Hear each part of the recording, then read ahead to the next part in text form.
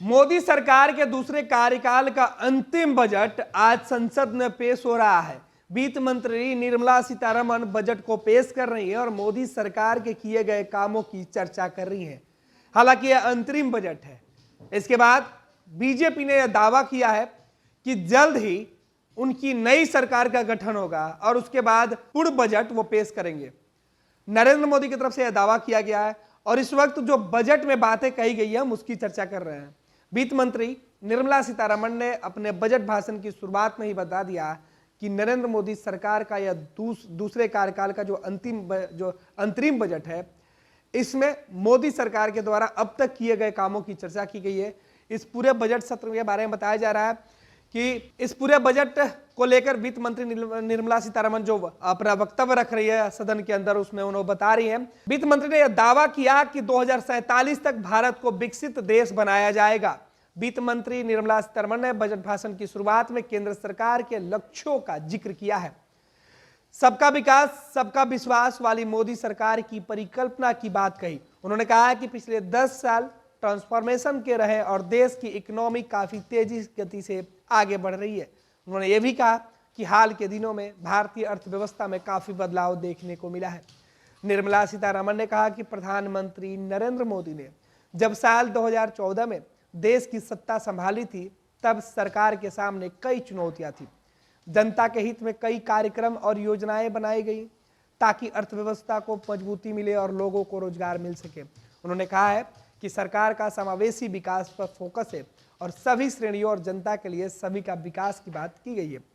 सीतारमण ने दावा किया है कि 2047 तक हम भारत को विकसित देश बना पाएंगे। दरअसल वित्त मंत्री निर्मला सीतारमण संसद में अंतरिम बजट पेश करते हुए यह दावा कर रही है कि देश में जनता भविष्य की तरफ देख रही है। यह आशांचित है। पीएम मोदी के नेतृत्व में हम आगे बढ़ रहे हैं।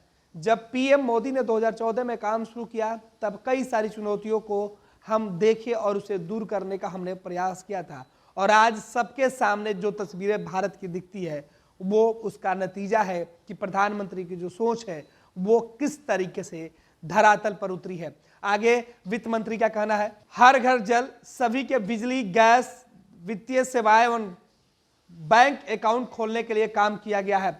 खद्दानों की चिंताओं को दूर किया गया है। 80 करोड़ लोगों को निःशुल्क खद्दान उपलब्ध कराया गया है। मूलभूत आवश्यकताओं को पूरा किया गया है, जिससे ग्रामीण क्षेत्रों में लोगों की आय बढ़ी है। 2047 तक भारत को विकसित राष्ट्र बनाया जाएगा, इसका लक्ष्य रखा गया है। साथ ही साथ ये बताया जा रहा है कि हमने भ्रष्टाचार और भाई भतीजा परिवारवाद को खत्म किया है।